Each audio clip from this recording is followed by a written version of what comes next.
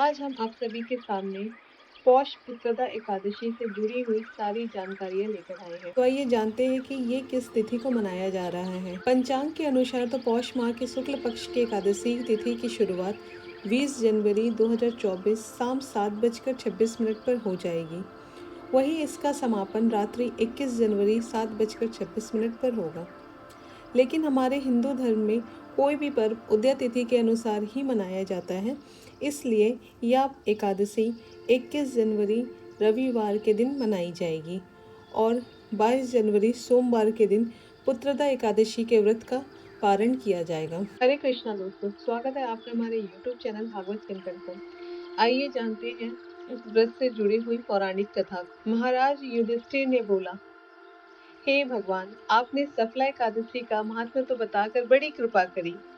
अब कृपा करके यह बतलाइए कि पौष शुक्ल एकादशी का क्या नाम है, उसकी विधि क्या है और उसमें कौन से देवता का पूजन किया जाता है।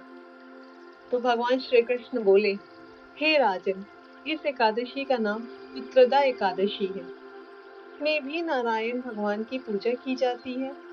इस चर और अचर संसार में पुत्रदा एकादशी के व्रत के समान दूसरा कोई व्रत नहीं है। इसके पुण्य से मनुष्य तपस्वी, विद्वान और लक्ष्मीवान होता है। इसकी मैं एक कथा कहता हूँ, सो तुम ध्यान पूर्वक सुनो। भद्रावती नामक नगरी में सुकेतुमान नाम का एक राजा राज्य करता था। उसके कोई पुत्र नहीं था। उसकी स्त्री का नाम शैव्या था। वह निपुत्री होने के कारण सदैव चिंतित रहा करती थी। राजा के पितर भी रो रो कर पिंड लिया करते थे और सोचा करते थे कि इसके बाद हमको कौन पिंड दान करेगा। राजा को भाई बांधव, धन, हाथी, घोड़े, राज्य, मंत्री, इन सब में से किसी से भी संतोष नहीं होता था। वह सदैव यही विचार करता था कि मेरे मरने के बाद मुझको कौन पिंड दान करेगा। बिना पुत्र के पितरों और देवताओं का ऋण मैं कैसे चुका सकूंगा। जिस घर में पुत्र न हो, उस घर में सदैव अंधेरा ही रहता है। इसलिए पुत्र उत्पत्ति के लिए प्रयत्न करना चाहिए। जिस मनुष्य ने पुत्र का मुख देखा है, वह धन्य है।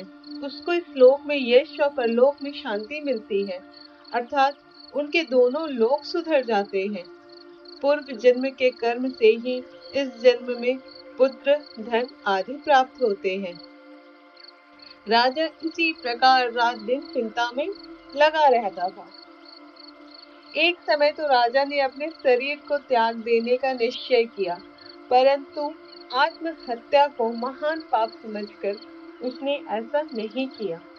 एक दिन राजा ऐसा ही विचार करता हुआ अपने घोड़े पर चढ़कर वन को चल दिए तथा वहां विभिन्न प्रकार के पक्षियों और वृक्षों को देखने लगे।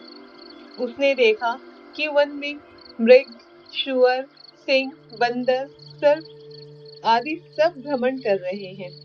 हाथी अपने बच्चों और हथनियों के बीच घूम रहा है। इस वन में कहीं तो गीदड़ अपने कर्कश स्वर में बोल रहे हैं, कहीं उल्लू ध्वनि स्वर कर रहे हैं। वन के दृश्यों को देखकर राजा सोच विचार में लग गया। इसी प्रकार आधा दिन बीत गया।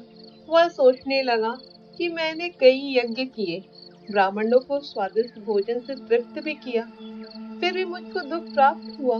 क्यों? राजा प्यास के मारे अत्यंत दुखी हो गया और पानी की तलाश में इधर उधर फिरने लगा। थोड़ी दूरी पर राजा ने एक सरोवर देखा।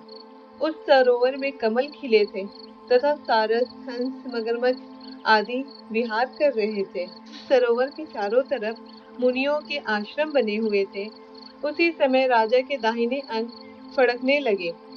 राजा शुभ शगुन समझकर घोड़े से उतरकर मुनियों को दंडवत प्रणाम करने बैठ गया। राजा को देखकर मुनियों ने कहा, हे राजन, हम तुमसे अत्यंत प्रसन्न हैं। तुम्हारी क्या इच्छा है तो कहो।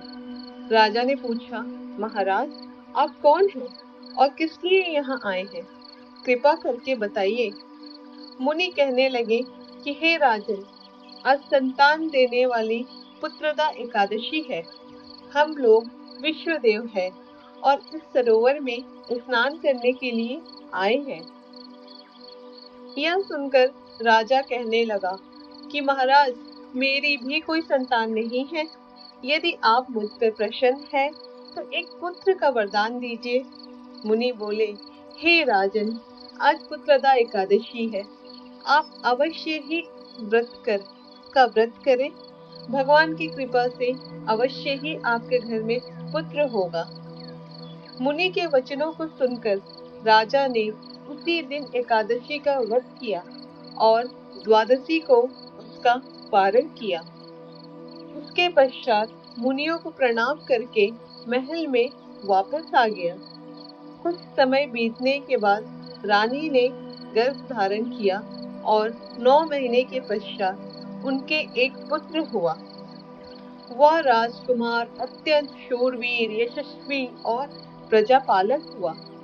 श्री कृष्ण बोले, हे राजन, पुत्र की प्राप्ति के लिए पुत्रदा एकादशी का व्रत करना चाहिए। जो मनुष्य इस महात्म्य को पढ़ता है या सुनता है, उसे अंत में स्वर्ग की प्राप्ति होती है। राधे राधे।